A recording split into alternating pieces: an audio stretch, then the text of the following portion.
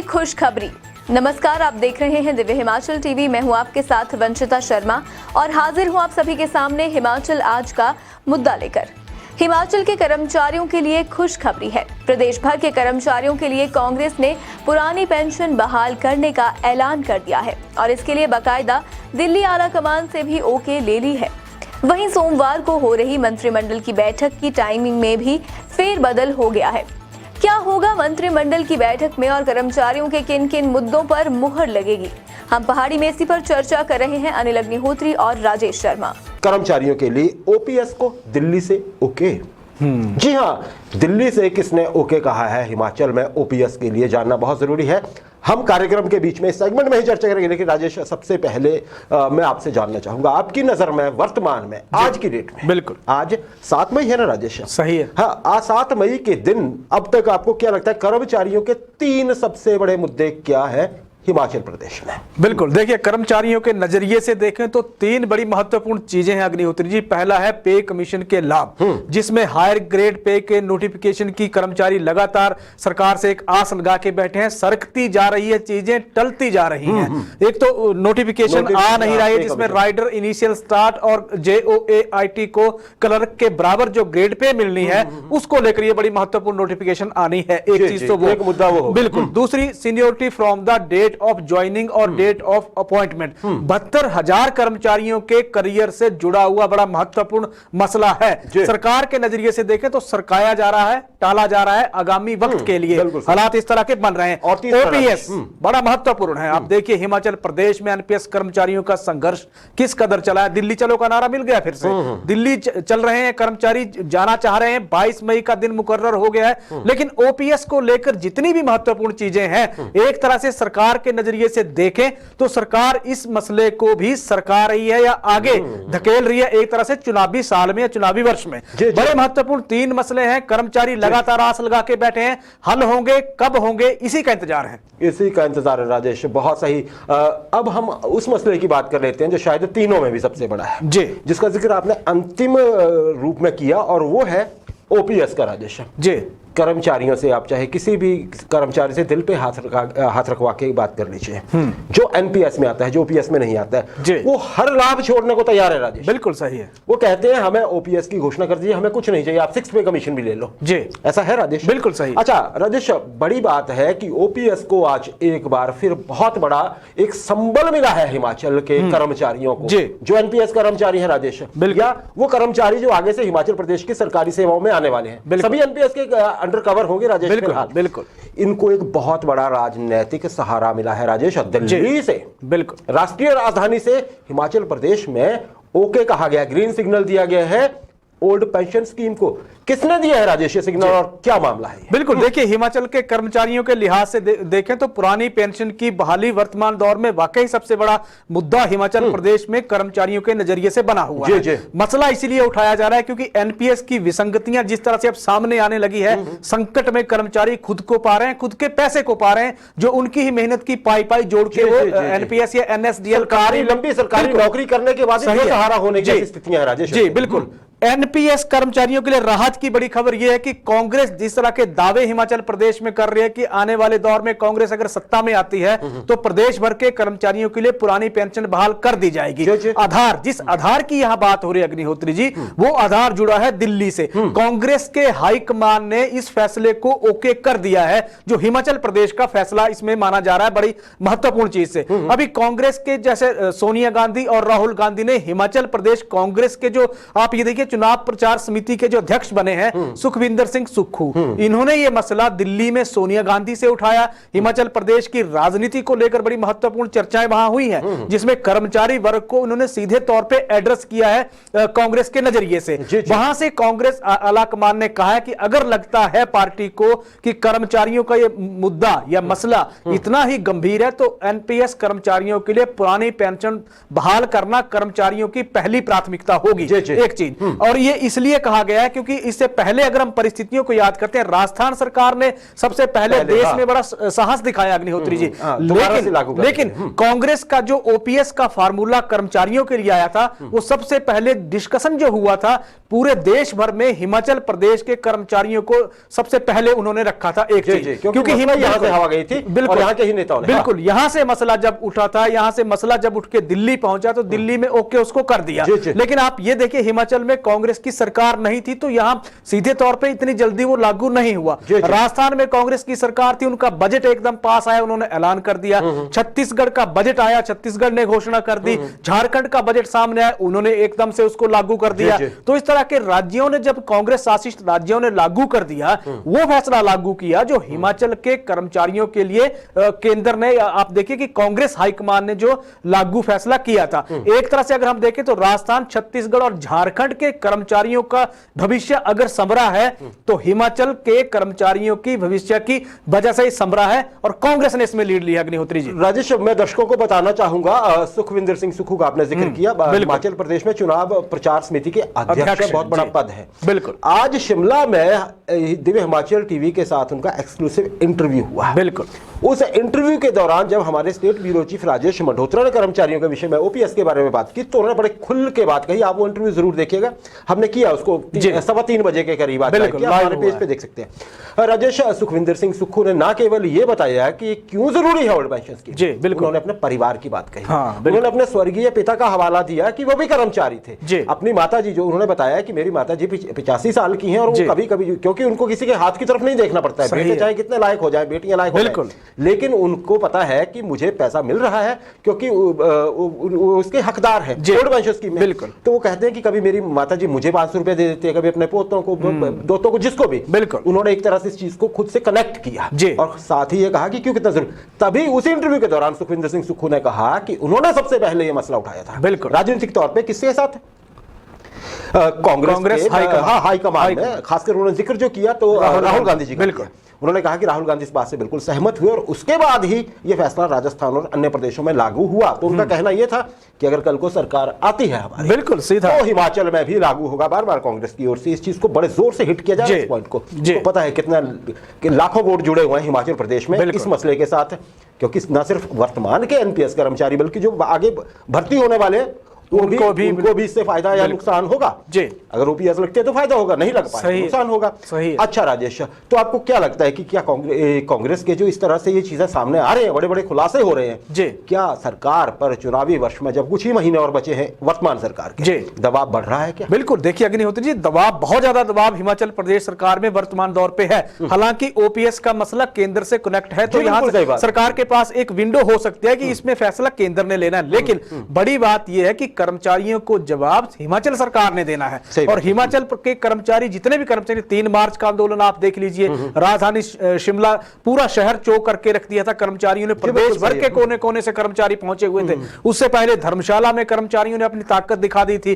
पुरानी पेंशन का मसले को कर्मचारियों ने भी, आपने उदाहरण दिया सुखविंदर सिंह सुक्खू की बात का कि उन्होंने अपनी माता जी के मान सम्मान के साथ जोड़ा था। उसी मान सम्मान के साथ हिमाचल के तमाम कर्मचारी पुरानी पेंशन को जोड़ रहे हैं। मसला पैसे का नहीं है, पैसे के लिहाज से देखो तो कर्मचारियों को तो एनपीएस लागू होने के बाद नुकसान हो रहा है, और सरकार की डील देखते हैं तो वो तो कह रहे हैं कि पुरानी पेंशन से बेहतर नई जो न्यू जो पेंशन स्कीम आई है ये ज्यादा बेहतर है। तो कर्मचारी भी कह रहे हैं कि अगर ज्यादा बेहतर है तो फिर तो मंत्री और विधायकों के लिए भी एनपीएस लागू कर दीजिए, वो सबका भला हो जाएगा। दबाव बहुत ज्यादा है, बहुत ज्यादा दबाव हिमाचल प्रदेश सरकार पे है। बड़े महत्वपूर्ण फैसले जितने भी हैं सरकार को अभी लेने हैं, वो फैसले लटके हुए हैं, जिसमें ओपीएस भी है, उसमें सीनियोरिटी का मसला भी है, उसमें अभी एरियर, आने वाले दिनों में एरियर भी सरकार को देना पड़ेगा। ये तमाम ऐसे मसले हैं जो अभी लटके हुए हैं कर्मचारियों के लिहाज से। जी बिल्कुल सही बात है। हम बात कर रहे थे अभी जैसे ओपीएस देने की एनपीएस की बजाय, एक मामला ये भी सामने आया है अभी, एक इस पे और जब हमारे पास डिटेल होगी तो हम आपको बताएंगे। मामला ये सामने है कि जब राजस्थान सरकार ने जो कंपनी डील करती है ना एनपीएस को, उससे ये कहा कि जो जितना भी राजस्थान सरकार के कर्मचारियों का पैसा है उसको आप हमें दीजिए, हमें ओपीएस में ट्रांसफर करना है। तो इसका कंपनी ने शायद अभी इनकार किया है कि ऐसा कोई प्रावधान ही नहीं है। तो अगर ऐसा होता है तो एक नई पैसा तो गया, लड़ाई, पैसा गया या फिर एक लंबी लड़ाई और आगे दिख रही है अगर ऐसा सच में ही होता है। है ना जी। सीधी सी बात है कि केंद्र के पाले में बात होगी, केंद्र डिसाइड कर सकता है, फिर केंद्र जो चाहेगा वही, अगर मतलब अगर ऐसा सच में हुआ तो। अच्छा खैर राजेश, इस पे हम बाद में चर्चा करते हैं। आपने 2 मुद्दे और बताए थे जी। सबसे पहले पे एनोमली के वो मुद्दे ले लेते हैं, जैसे आपने कहा था कि एक हायर ग्रेड पे जी, और जेओआईटी या जो भी है, आप इसमें जरा जल्दी से राजेश बताइएगा क्या क्या मसले हैं।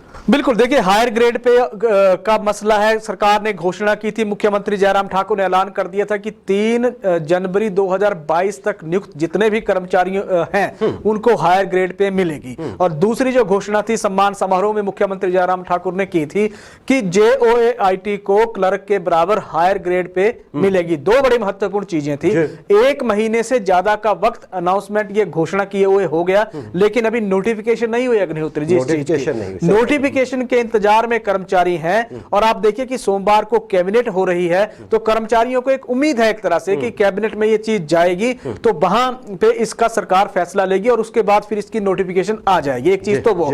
दूसरा मसला था seniority from the date of joining या डेट ऑफ अपॉइंटमेंट। जितनी भी कर्मचारी 72,000 कर्मचारियों का एक वर्ग है अग्निहोत्री जी, जो सरकार के ऊपर लगातार प्रेशर बनाए हुए, लेकिन अगर हम उनकी मांग को देखते हैं तो अभी तक सरकार उस स्तर पे इसको एड्रेस कर नहीं पाई है लगातार। बिल्कुल मामला है, बिल्कुल मामला भी उलझा है और सरकार भी चाह रही है कि इस मामले को छेड़ा ही ना जाए, जबकि कर्मचारी ये कह रहे हैं कि हम तो सीधे तौर पे अपना हक मांग रहे हैं, हम तो कुछ भी सरकार से नहीं चाह रहे। तो ये 2 मसले बड़े महत्वपूर्ण। इस कार्यक्रम में हम देखिए इस मसले को बहुत उठाते रहे, कर्मचारियों के ज्यादातर मसले, जैसे हमारा सेगमेंट ही पहला कई दिनों से बिल्कुल लगभग रोज ही कर्मचारियों के लिए डेडिकेटेड होता है। राजेश, इसमें मैं और अपने दर्शकों से एक बात कहना चाहता हूं। दर्शक कई बार हमें कमेंट करते हैं कि देखिए जी आप कुछ भी बोले जाते हैं, आप ऐसा क्यों बोल रहे हैं। उसका एक बेहतर चीज ये हो सकती है कि फिर हम ये दो इस पे सोच विचार कर लें राजेश कि हमें ये सेगमेंट रखना भी है या नहीं रखना है, या रोज रखना है या नहीं रखना है। हम देखिए आप तक वही सूचनाएं लेकर आते हैं जो उपलब्ध होती हैं और वो ऑथेंटिकेटेड होती है, लेकिन जो बदलेगा सरकार की। अब आपको मैं एक और सूचना दे देता हूं। सूचना ये राजेश कि हम बार बार ये सरकार की तरफ से भी कंफर्म किया गया था कि जो हायर ग्रेड पे का मसला है वो मंत्रिमंडल की बैठक में श्योर जा रहा है। बिल्कुल। अब सूचना ये है कि शायद वो ना जाए। बिल्कुल। अब कर लीजिए आप बात, हम कहा बिल्कुल आपकी, देखिए आपकी बात है, हम आपके लिए डेडिकेट कर रहे हैं। हम कुछ भी सनसनी फैलाना नहीं चाहते ना ही हमारा, उसके लिए फिर और बहुत सारे टॉपिक अच्छे अच्छे होते हैं। अगर सिर्फ व्यूअरशिप की ही बात होती है राजेश, दिव्य हिमाचल टीवी के माध्यम से हम सिर्फ क्रेडिबल बात कहना चाहते हैं। फिर भी आप जो लिखना चाहते हैं वो आपका हक है। आपको अगर वैसा अच्छा लगता है वैसे शब्द लिखना है लिखना, तो आप लिखिए, आपका बहुत बहुत स्वागत है। राजेश, मंत्रिमंडल की बैठक, एक बात तो मैंने ये आपके शायद आप ये बताने वाले थे दर्शकों को, लेकिन मैंने बता दिया कि इस पे एक तो वजह ये है राजेश की शायद ना भी जाए। इसकी क्या वजह है? और दूसरा ये कि क्या कोई और भी मसला ऐसा है कर्मचारियों से जुड़ा हुआ जो कल मंत्रिमंडल की बैठक में शामिल हो, कल नहीं परसों मंत्रिमंडल की बैठक में चर्चा में आ सकता है बीच में? बिल्कुल, देखिए मंत्रिमंडल की बैठक सोमवार को होगी। पहले बैठक तय थी कि सुबह 10:30 बजे बैठक होने जा रही है। प्रदेश भर में अगर हम देखें तो मंत्री भी कुछ बाहर थे और मुख्य सचिव भी बाहर थे, तो सीधे तौर पे 10:30 बजे वाली टाइमिंग सूट नहीं कर रही थी। तो एक चीज टाइमिंग में बदलाव हुआ है। अब दोपहर 2:30 बजे से मंत्रिमंडल की बैठक शुरू होगी और बदलाव का कारण यही है कि मुख्य सचिव जो बाहर थे वो एक कारण है और बाकी जो मंत्री थे वो एक कारण इसका माना जा रहा है। अब बड़ी महत्वपूर्ण चीजें हैं कि अभी तक अगर हम देखते हैं तो 12 एजेंडा शामिल किया गया है मंत्रिमंडल की अभी तक की अगर हम इनपुट देखते हैं बैठक के लिए, और 12 जो महत्वपूर्ण जो चीजें शामिल की गई हैं उसमें कर्मचारियों के, अगर चाहे हम 3 अप्रैल की घोषणाओं को अगर हम देखते हैं जिसमें हायर ग्रेड पे का है या जेओआईटी की नोटिफिकेशन का है, दोनों ही चीजें फिल वक्त शामिल नहीं है। लेकिन चूंकि एक उम्मीद जताई जा रही है कि मंत्रिमंडल में जो भी एजेंडा शामिल होता है वो मुख्य सचिव के मार्फत ही शामिल होता है। तो अभी दोपहर तक का वक्त सरकार के पास भी है, मुख्य सचिव के पास भी ये वक्त है और ये हो सकता है कि इस चीज को शामिल किया जाए। एक चीज तो वो अभी दूसरा कहना है कि इस पे चर्चा नहीं हो पाई। बिल्कुल। दूसरा, मुख्यमंत्री जयराम ठाकुर के पास एक विशेष अधिकार है जिसमें मुख्यमंत्री किसी भी चीज पे चर्चा कर सकते हैं। तो दोनों ही संभावनाएं वहां है कि rider higher grade pay initial start कह लीजिए या जेओआईटी और इनके लिए क्लर्क के बराबर हायर ग्रेड पे की बात कह लीजिए, तमाम ऐसे मुद्दे हैं जो आ सकते हैं क्योंकि इस पे संभावना जताई जा रही है कि इस बार के मंत्रिमंडल में ये जरूर चीजें शामिल होंगी। इसके अलावा एरियर पे सरकार ने बड़ा महत्वपूर्ण फैसला लेना है अग्निहोत्री जी। दबाव सरकार एजेंडा में शायद एरियर नहीं है अभी, बिल्कुल, लेकिन दबाव सरकार पे ये भी है कि इतने आप देखिए 1 जनवरी से जो वेतन आयोग लागू हो रहा है, मई बीतने आधा एक हफ्ता मई का बीत गया है, एक हफ्ते तक भी उसमें अभी सुधार नहीं हो रहा है। तो अब तो 15% वाली ऑप्शन लेने वाले कर्मचारी भी मुखर हो गए कि हमें भी एरियर दीजिए, फैसला सरकार को वो भी लेना है। तो ये तमाम ऐसी चीजें हैं जहां सरकार ने अभी फैसले लेने हैं और वक्त सरकार के पास, क्योंकि आप देखिए सोमवार दोपहर बाद तक का वक्त सरकार के पास है इन एजेंडा को शामिल करने का। लेकिन फिर भी राजेश ये कहना सही रहेगा कि बहुत ज्यादा उम्मीद कल भी ना रखें, ये सही सी बात है राजेश। कुछ वेटरनरी फार्मासिस्ट जो है, सॉरी वेटरनरी पंचायत सहायक जो जी, उनको लेके भी कोई है इनपुट, अभी खैर वो कंफर्म नहीं हो पाई है क्योंकि ऑफिसर्स बाहर है अभी। क्या सुनने में आया है अभी? बिल्कुल, देखिए जो पंचायत वेटरनरी सहायक हैं उनके लिए ये है कि जो ये मंत्रिमंडल की बैठक हो रही है, संभवतः उनके मैटर की फाइल इस मंत्रिमंडल की बैठक में मंत्री वीरेंद्र कंवर लेकर जाएंगे, पशुपालन मंत्री।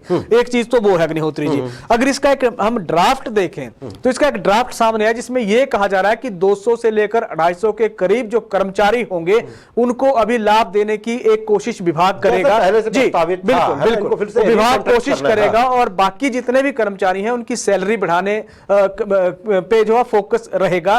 फिर एक चैनल, लेकिन बड़ी बात यह होगी कि इसमें एक चैनल बन जाएगा, एक प्रक्रिया बन जाएगी और प्रक्रिया फिर बाकियों के लिए ऑटोमेटेड प्रक्रिया शुरू हो जाएगी जिसको अपने आप डिपार्टमेंट फिर अपनाता रहेगा। लेकिन अरसे से जो लटकी इनकी समस्याएं हैं, इनका एक तरह से इस मंत्रिमंडल की बैठक में समाधान होने की एक उम्मीद, एक आस अभी तक तो जग रही है। खबर मिली है और इससे बड़ी बात क्या है कि ये वर्ग खुश भी है। पहले तो बहुत निराश थे, सही है, लेकिन अब इनको लगता है कि देखिए जब एक बार प्रोसेस शुरू हो जाएगा तो एक तरह से पॉलिसी हो जाएगी। बिल्कुल, फिर वो ऐसा नहीं होगा कि नए सिरे से फिर से गुहार लगाएंगे कि महाराज अब हमारा कर दीजिए। तो शायद ऐसा है कि एक तो पैसे बढ़ जाएंगे, दूसरा पता लग जाएगा कि हम धीरे धीरे करके कितने करेंगे। चैनल एक बन अभी 250 ले लिया, फिर 250 ले लिया और फिर मतलब इसमें होते थोड़ा सा समय लग जाए, लेकिन आपको पैसे मिल रहे हैं थोड़े दिनों में, वो ऐसा हो जाए। अगर ऐसा होता है तो ये बहुत बढ़िया होगा इस वर्ग के लिए राजेश। अच्छा, पॉलिसीज पर सरकार गंभीर है राजेश, बहुत सी पॉलिसीज, ये पॉलिसी वो पॉलिसी है ना जी। लेकिन एक तरह से ये भी सुनने में आ रहा है, ऐसे आरोप लग रहे हैं कि कर्मचारियों का जो विरोध उभर रहा है जी, उसको शांत करने के लिए पॉलिसी की गुट्टी पेश करती है सरकार, उसको नई सी पैकेजिंग करती है और धमा देती है। लिस्ट लंबी होती जा रही है। ये आरोप कितना सही है सरकार पे? क्या वजह है ये आरोप लगने की? कर्मचारी क्यों ऐसे आरोप लगा रहे हैं? एक तो वजह यही है कि थोड़े से दिन बचे हैं अब बिल्कुल चुनावों के लिए, तो किसी भी तरह से एक तो मांग पूरी करवानी होती है। दूसरे कारण क्या है राजेश? बिल्कुल, देखिए पॉलिसीज की जहां तक बात है कि सरकार को कर्मचारियों का नजरिया अगर हम देखें अग्निहोत्री, तो ये मानते हैं कि सरकार जहां भी अपने आप को ऐसा संकट में पाती है या ऐसा लगता है कि वो टेक्निकली वो फंसने जा रही है, वहां सरकार कर्मचारियों को एक घुट्टी देती है पॉलिसी की, ताकि कर्मचारी उन पे सीधे तौर पे हावी ना हो जाए। ऐसे आरोप बिल्कुल। अब बहुत सारे ऐसे वर्ग हैं जो सरकार से लगातार मांग कर रहे हैं, जिसमें आउटसोर्स के कर्मचारी हैं, पॉलिसी की बात कर रहे हैं, पॉलिसी के इंतजार में है। 6 से लेके 8 महीने का वक्त हो गया, पॉलिसी आज आ रही है, कल आ रही है, इस महीने आ रही है, बड़ा महत्वपूर्ण चीजें हैं, आ नहीं रही है। एनएचएम के कर्मचारी हैं, पॉलिसी को लेकर बात थी, 8 तारीख से पहले उनकी जो कमेटी बनी है उसकी मीटिंग की बात कही जा रही थी, अभी तक चीजें सामने नहीं आई है। पंचायत चौकीदार अरसे से सरकार से मांग कर रहे हैं, मुख्यमंत्री जयराम ठाकुर को याद दिला रहे हैं कि सरकार ने उनके लिए पॉलिसी बनाने का ऐलान किया था। सरकार, आप देखिए कि सरकार के आखिरी इस कार्यकाल के आखिरी महीने शुरू हो रहे हैं और आखिरी महीनों तक पंचायत चौकीदारों के लिए पॉलिसी नहीं आई है। तो इसके अलावा एसएमसी शिक्षक हैं, पॉलिसी की लगातार सरकार से मांग कर रहे थे, सरकार ने एक आश्वासन भी दिया था 3 महीने पहले की बात अग्निहोत्री जी, पॉलिसी नहीं आई है। बिल्कुल, करुणामूलक भर्तियों को लेकर पॉलिसी में संशोधन मांगा जा रहा है, वो संशोधन आज तक नहीं हुआ। हालांकि हॉर्टिकल्चर वाले बोल रहे हैं कि हमारी तो करुणामूलक भर्तियां हुई नहीं अभी तक। कई ऐसे विभाग हैं जहां करुणामूलक भर्तियां सरकार कर नहीं पा रही है। तो इस तरह के ऐसे वर्ग हैं जिनको यह लगता है कि उन्हें सिर्फ घुट्टी पिलाई जाती है ताकि सरकार अपने ऊपर से प्रेशर कर्मचारियों का रिलीज कर पाए। जी बिल्कुल सही है। और शायद ऐसी पॉलिसीज की डिमांड और भी हो सकती है। वहां तो खैर सीधे एक्शन की बात है, मैं कर रहा हूं जिला परिषद कर्मचारियों की, इसमें पंचायत सचिव बिल्कुल है ना। ये बड़ी हैरानी की बात है, हर किसी को बहुत हैरानी हुई सुन के कि वो सरकारी कर्मचारी, सरकार उनको कर्मचारी नहीं मानती। अलग बात है, उस पर हम पहले भी चर्चा कर चुके, आगे भी करेंगे। राजेश, अंतिम प्रश्न मेरा इस सेगमेंट में आपसे मल्टीटास्क वर्कर भर्ती को लेकर। बिल्कुल खुशखबरी है, है ना जी।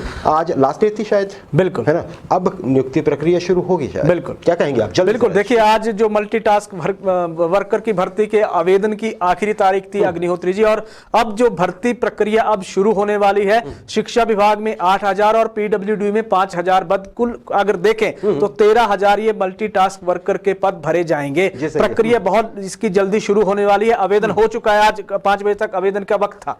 अब ये प्रक्रिया भर्ती की शुरू हो जाएगी तो कम से कम 13,000 युवाओं को अब नौकरी के मिलने के जो रास्ते हैं, जो दरवाजे हैं, वो खुल गए हैं। जी सही बात है, दरवाजे खुल गए।